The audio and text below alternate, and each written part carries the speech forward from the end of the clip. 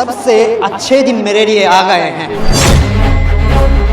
Japan के एक व्यक्ति ने पीएम मोदी को देखकर कहा है कि मेरे अच्छे दिन आ गए हैं। ये बयान सिर्फ एक व्यक्ति का नहीं है, बल्कि अमेरिका की गुंडागर्दी के बीच पूरे जापान का भी यही सोचना है।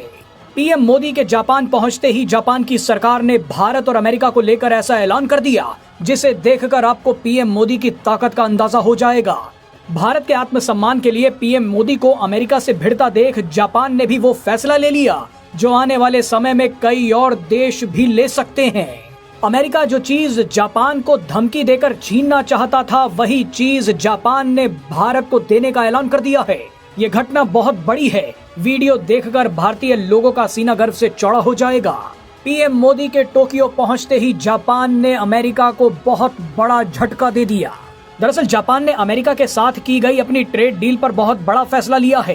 पीएम मोदी के आने से एक दिन पहले ही जापान ने ऐलान किया कि वो अमेरिका में अपने ट्रेड नेगोशिएटर्स को फिलहाल नहीं भेजेगा।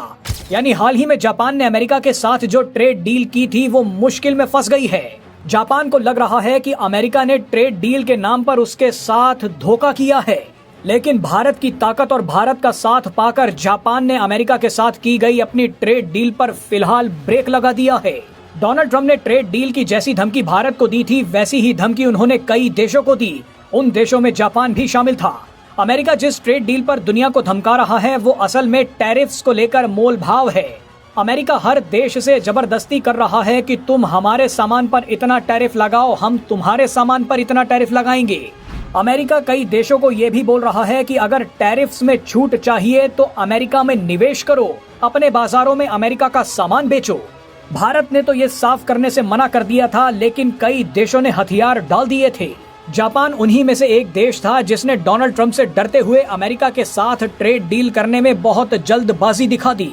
भारत जिस तरह से अमेरिका की पक्षपाती ट्रेड डील और टैरिफ से लड़ रहा है, उसे देखकर अब जापान को भी लग रहा है कि हमें भी थोड़ा बहुत लड़ लेना चाहिए था। लड़ना नहीं तो कम से कम गलत को गलत तो कह देना ही चाहिए था। ऐसे में जापान ने एक बड़ा बयान देते हुए कहा है कि हमने अमेरिका के साथ टैरिफ मोल भाव पर जो ट्रेड डील साइन की थी, उसमें अमेरिका कुछ गड़बड़ कर रहा है। इसी गड़बड़ को सुलझाने के लिए जापान के ट्रेड नेगोशिएटर्स की एक टीम अमेरिका जाने वाली थी, लेकिन जापान की इस टीम ने अपनी यात्रा को कैंसिल कर दिया। इसका सीधा मतलब यह है कि जापान ने अमेरिका के साथ अपनी ट्रेड डील को भी अटका दिया है और ट्रेड डील पर विवादों को सुलझाने के लिए जो टीम जाने वाली थी उसे भी अमेरिका जाने से रोक दिया है। डोनाल्ड ट्रंप ने जापान पर दबाव बनाया था कि वो अमेरिका में 550 अरब डॉलर का निवेश करे। अमेरिका तो इस मुनाफे का 90% हिस्सा भी जापान से लेना चाहता था। अगर ये डील पूरी तरह से फाइनल हो जाती तो जापान के निर्यात में भारी गिरावट आती, जापान को काफी नुकसान होता। मगर पहले तो जापान ने डर के मारे डील पर साइन कर दिया, लेकिन भारत की ताकत देखकर जापान ने अब पलटी मार ली है।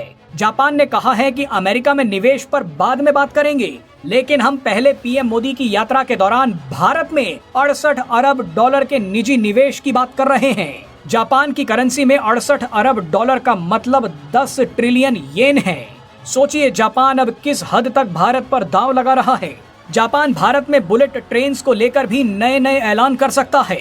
जिस तरह से भारत ने अमेरिका के अलावा ऑल्टरनेटिव मार्केट्स ढूंढनी शुरू कर दी हैं, उसी तरह जापान भी अब भारत को महत्व देना चाहता है। जापान पिछले कुछ महीनों से अमेरिका से बेहद नाराज चल रहा है।